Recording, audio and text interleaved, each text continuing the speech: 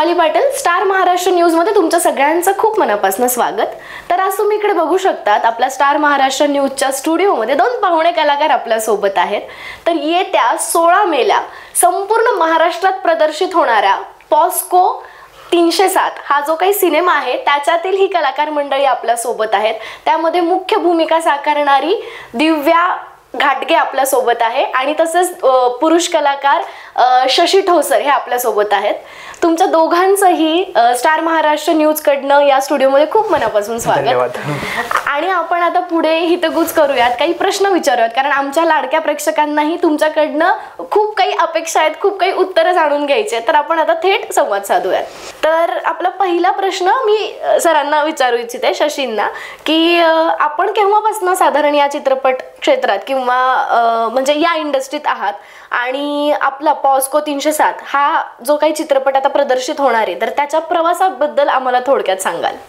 Okay, तसं पाहायला गेलं तर लहानपणापासून वाटायचं की मला अभिनय करायचं किंवा ऍक्टर व्हायचंय। सुरुवात 9th क्लासला झाली, म्हणजे तेव्हा काय करायचं, मी मिमिक्री करायचो, म्हणजे ऍक्टर लोकांची नाही, शिक्षक लोकांची।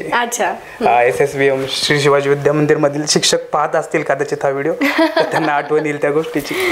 तर त्यावेळी मी मिमिक्री करायचो ना शिक्षकांची, तेव्हा खूप सारी मुलं एन्जॉय करायचे ते। आणि मग नंतर हिरो शिक्षक लोकच बोलायला लागले, कुठे गेला हिरो, कुठे गेला हिरो, नाही का? म्हणजे साधारण तेव्हापासून ते हिरोइझम होतं अंगात कुठेतरी। ते असं एक ऍक्च्युली ते कुठल्या आरती म्हणत होते हिरो ते माहित नव्हतं, पण मला असं वाटायचं की हा मी हिरो आहे। आणि मग ते नकळत मग मी या क्षेत्राकडे आवड निर्माण होत गेली आणि मी सुरुवात केली। पण सुरुवात अशी होती की करायचं काय सुरुवातीला करायचं काय, बरोबर ना कुणी आपलं अभिनय क्षेत्रामध्ये आहे ना कोणाचा आपल्याला सपोर्ट आहे। म्हणजे मोस्टली असं असतं ना की ऍक्टरला एक तर गॉडफादर पाहिजे, अगदी हो, नाहीतर मग सुपर लुक पाहिजे काहीतरी, की हा रस्त्यावरती पण त्याला पाहिलं की लगेच तो ऍक्टर अभिनेता असा दिसला पाहिजे। असं आपल्यामध्ये काय, म्हणजे माझ्यामध्ये तरी काही नव्हतं, पण एक इच्छा होती, एक स्वप्न होतं की हा ज्यावेळेस मी आपले हे पाहतो मराठी ऍक्टर, आपले लक्ष्मीकांत बेर्डे असतील, अशोक सराफ असतील, सध्याचे सिद्धार्थ असतील, किंवा प्रथमेश परब म्हणा किंवा भरत जाधव म्हणा, बरोबर हो, असं काही लुक मॅटर करत नाही मराठीमध्ये तरी। मला असं वाटतं की लोकांना जर का आपला अभिनय आवडला, आपण आवडलो, तर आपला पिक्चर चालतो। खरंय। मग असं वाटलं की हा चला आपण पण ऍक्टर बनू शकतो। मग तेव्हापासून मग सुरुवात केली, मी ऑडिशन देत राहिलो, खूप सारे ऑडिशन दिले, त्यानंतर एक शॉर्ट फिल्म केली, हिंदी शॉर्ट फिल्म होती ती, तिथून मग माझी कास्टिंग झाली एका फिल्म मध्ये, आयटमगिरी नाव होतं चित्रपटाचं। आणि तिथून मग हा प्रवास चालू झाला, आयटमगिरी नंतर खिचिक नंतर हा पॉस्को। अच्छा, म्हणजे साधारण हा प्रेक्षकांच्या भेटीला येणारा तुमचा तिसरा सिनेमा आहे। येस। आणि पॉस्कोची कास्टिंग म्हणाल तर मग ते असं होतं की आदल्या दिवशी मला कॉल आलाय की जो माझं कॅरेक्टर करणारा मुलगा होता तो एक्सपायर झाला होता। तर मग तो गेल्यामुळे मला अचानक कॉल आला आणि मला म्हणले की उद्या सेटवरती आहे, असा असा कॅरेक्टर आहे तुझ्यासाठी। म्हणजे किती लक असू शकतं, लक फॅक्टर पण मॅटर करतो। आणि हे खरंच आहे की आपल्या जर भाग्यात एखादी गोष्ट आहे, तो हा रोल कदाचित तुमच्याच भाग्यात होता, त्यामुळे शेवटी मग तुमचंच नाव त्या रोलवरती लिहिलं गेलं। मी त्याच्यासाठी अमित तावरेंना धन्यवाद देईल, कारण त्यांनी माझं नाव सुचवलं त्याच्यासाठी। ते आयटमगिरीचे प्रोड्युसर होते, ठीक आहे। आणि मग तिथून मग सेकंड डे गेलो आणि तेव्हा मला ती स्क्रिप्ट मिळाली आणि खूप भीती होती की अरे आपल्याला ते कॅरेक्टरच माहिती नाही। करेक्ट हो, आपला रोल काय हेच माहिती नाही, मोठी रिस्पॉन्सिबिलिटी हातात आल्यासारखं। पण मला असं वाटलं की हा ठीक आहे घेतलंय ना आपल्याला, तर काहीतरी आठवणीत राहणारा असा रोल असावा तो। पण नशिबाने मी जसा तो करत गेलो, मला ते कळालं की मी लीड रोल मध्येच आहे। म्हणजे खूप म्हणजे की दिलंय तर असं नाही की छप्पर फाडके असं म्हणतात ना, ते असं झालं। अगदीच ओके, खूप छान, तुम्ही अतिशय मन मोकळेपणाने या प्रश्नाचं उत्तर दिलेलं आहे। दिव्या, अर्थातच माझा आता नेक्स्ट प्रश्न तुझ्यासाठी आहे। तर तू या चित्रपटामध्ये मुख्य अभिनेत्रीच्या भूमिकेत आहेस, म्हणजे मुख्य अभिनेत्रीची भूमिका साकारतीयस, तर या तुझ्या भूमिकेविषयी आमच्या प्रेक्षकांना काय सांगशील? ॲक्च्युली माझी जी फॅमिली आहे, आई वडील ते टीचर आहेत। हा, complete different stages, like career पूर्ण डिफरंट आहे। तर माझ्या फॅमिलीला पहिले खूप अडचण होते की काय तू हे हिरोईन बनणार आहे. माझं डॉक्टर किंवा इंजिनियर असे ड्रीम्स होते माझ्या पप्पांचे, की तू डॉक्टर बनणार, तुला व्हाईट कोट मध्ये बघायचे मला. ओके. हे असे ड्रीम होते, स्वप्न होते माझ्या वडिलांचे. मग मी म्हटलं की नाही, मला ऍक्टिंग मध्ये खूप इंटरेस्ट आहे, मला करायचं, एकदा बघते कसं आहे काय आहे, अर्थात एक्सपिरियन्स. मग त्यानंतर माझ्या आजोबांनी आजींनी खूप सपोर्ट केला, आई वडिलांना कन्व्हिन्स केलं. त्यानंतर ऑडिशन्स दिले बरेच, मी शॉर्ट फिल्म केलेत बरेच, आणि एक सॉन्ग सुद्धा केलेलं आहे, अल्बम सॉन्ग. हां. अच्छा. हां. तर त्यानंतर मी स्वरूप सरांकडे गेले, ऑडिशन दिले. त्यांचं ॲक्च्युली खूप खूप धन्यवाद, त्यांनी विश्वास दाखवला माझ्यावरती ॲक्च्युली. आणि असं म्हणजे झालं सिलेक्शन.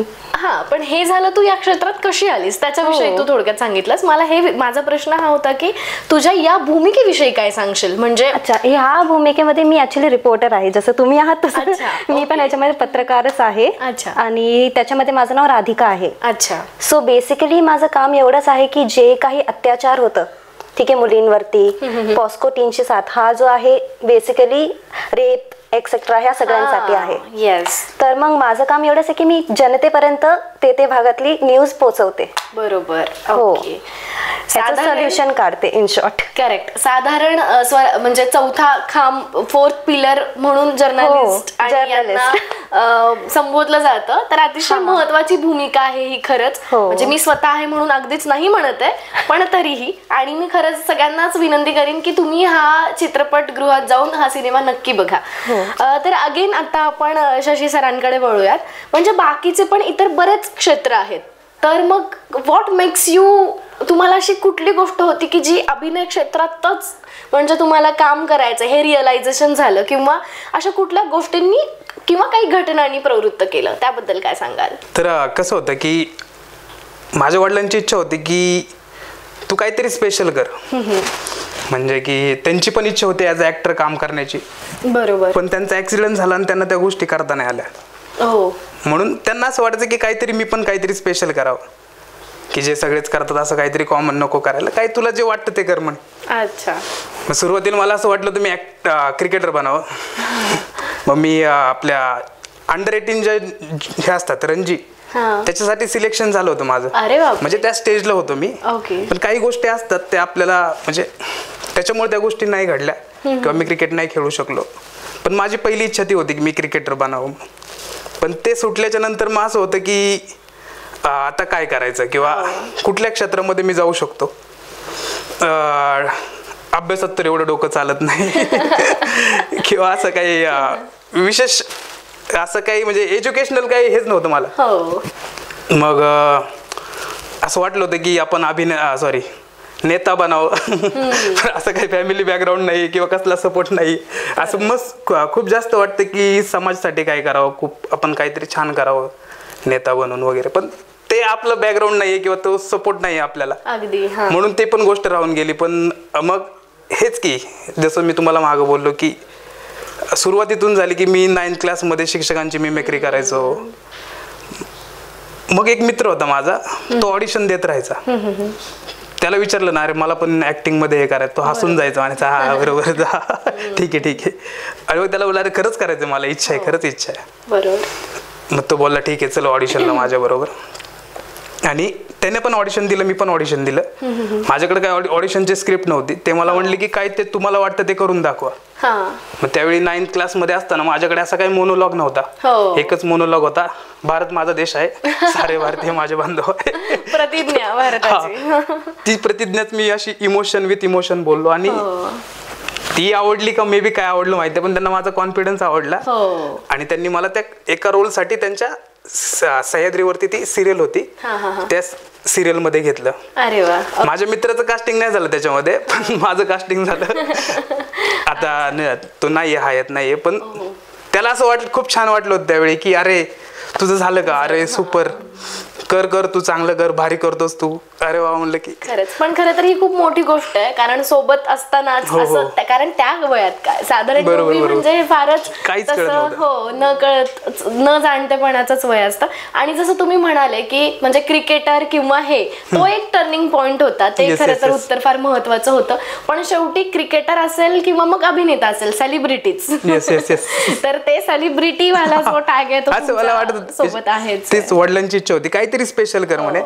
कॉमन करायचं असेल तर अशी काही तुझी काही हे नाहीये की परिस्थिती नाहीये की तुला कॉमन काहीतरी करून आयुष्य घालवायचं. आम्ही करून ठेवले बरंच काय, म्हणजे जे पण केले ते माझ्यासाठीच केले मी एक. त्यामुळे ते म्हणले की तुला स्कोप आहे, मला नव्हता. बरोबर. तर तू करू शकतो, माझा सपोर्ट आहे तुला, तुला जे पण करायचं ते तू कर. अरे वा. मग तिथून म्हणजे तोच एक पुश महत्वाचा होता माझ्यासाठी, जिथून मी सुरुवात केली याच्यासाठी. व्हेरी गुड, मस्तच. ओके, अर्थात आता परत एकदा आपण दिव्याकडे येतोय पुढच्या प्रश्नासाठी. तर तू एक आता अभिनेत्री म्हणून म्हणजे स्वतःचा अभिनय सतत जिवंत ठेवण्यासाठी किंवा वेगळ्या वेगळ्या भूमिका साकारताना काय मेहनत घेतेस? मी ऍक्च्युली जेव्हा मला स्क्रिप्ट भेटती तेव्हा मी आरशासमोर प्रॅक्टिस करते एक्सप्रेशन्स वरती, की बेसिकली राग आहे तर ते राग प्रॉपर दिसायला पाहिजे. कसं आहे ना, आपले आईज बोलतात मोस्टली ऍक्टिंग मध्ये, ते महत्वाचं आहे कॅरेक्टरसाठी. आणि माझा भाऊ तो तर आहे सपोर्टिंगला. अँड इंस्टाग्राम रील्स हे ते. तुझे भाऊ पण याच क्षेत्रात? ते पण नाही, माझा भाऊ ऍक्च्युली लहान आहे पण तो खूप सपोर्ट करतो मला. आता मला हा प्रश्न दोघांसाठी आहे कॉमन, आपण एक एक करून जाऊयात, उत्तर दिलं तरी हरकत नाहीये.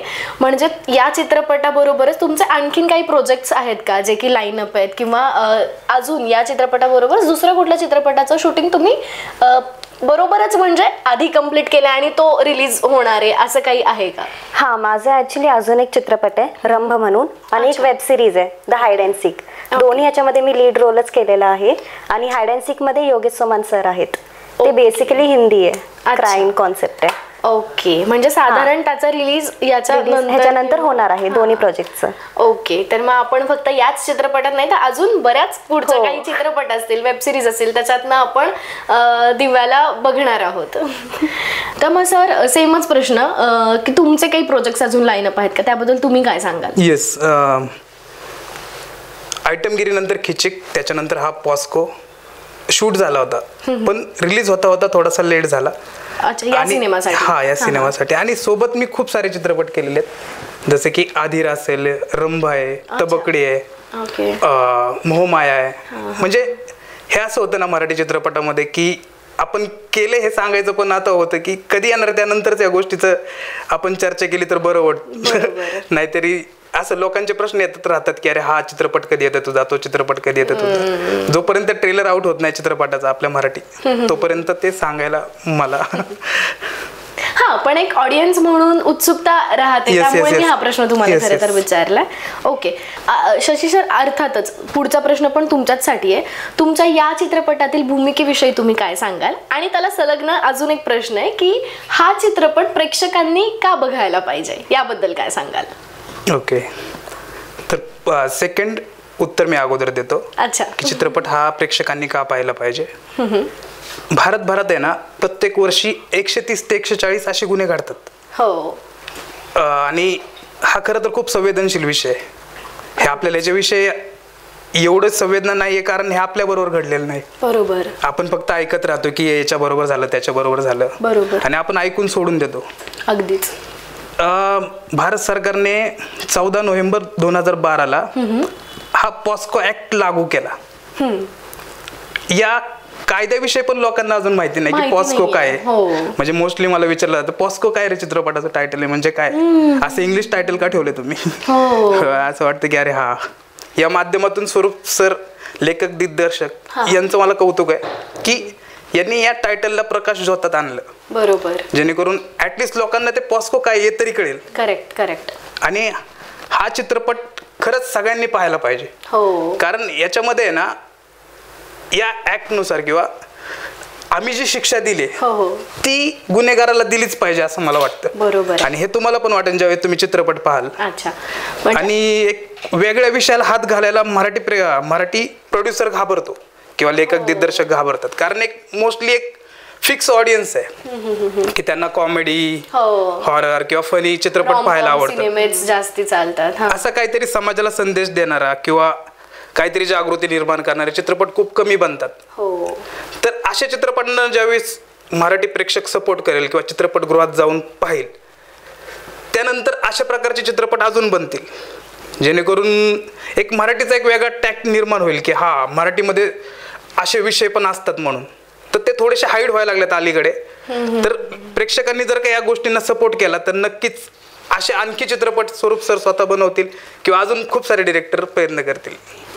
खरंच खरंच अगदी तुम्ही जसं म्हणालात तसं, कारण अवेअरनेस हा सोसायटीमध्ये स्प्रेड होणंच हेच खूप महत्त्वाची गोष्ट आहे.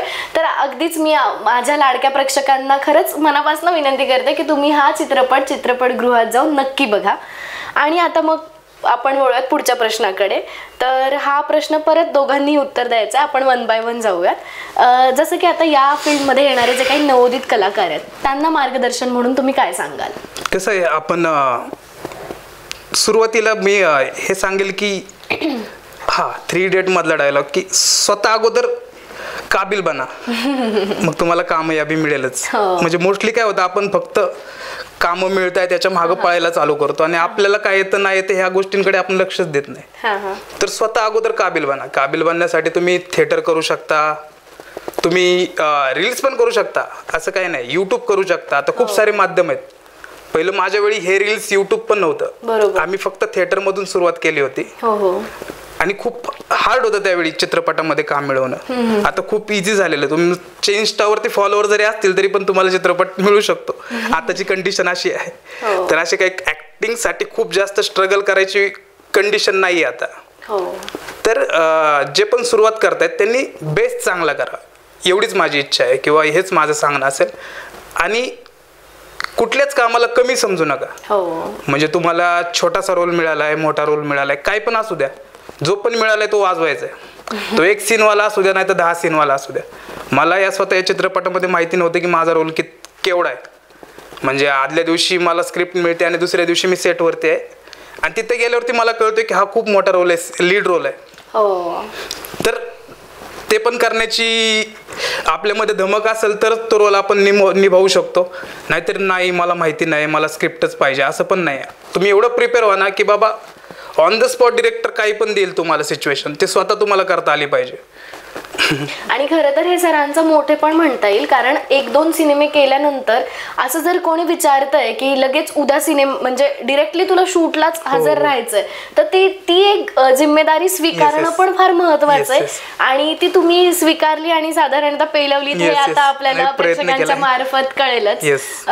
ओके, आणि आता सेम आपण तुमच्याकडे वळूयात की काय म्हणजे सांगाल नवोदित येणाऱ्या कलाकारांना या क्षेत्रात? मी तुम्हाला एवढंच बोलेल की कॉन्फिडन्स खूप महत्वाचं आहे. याच्यामध्ये लाजून किंवा लोक काय विचार करतील हे महत्वाचं नाहीये. कॉन्फिडन्स असणं हे खूप गरजेचं आहे. आणि मोस्टली प्रॅक्टिस, ते एवढं परफेक्ट असायला पाहिजे ना की तुम्ही जे संवाद करताय ते कॅच व्हायला पाहिजे, समजायला पाहिजे एक्सप्रेशन सकट. आणि घाबरायची काही गरज नाहीये.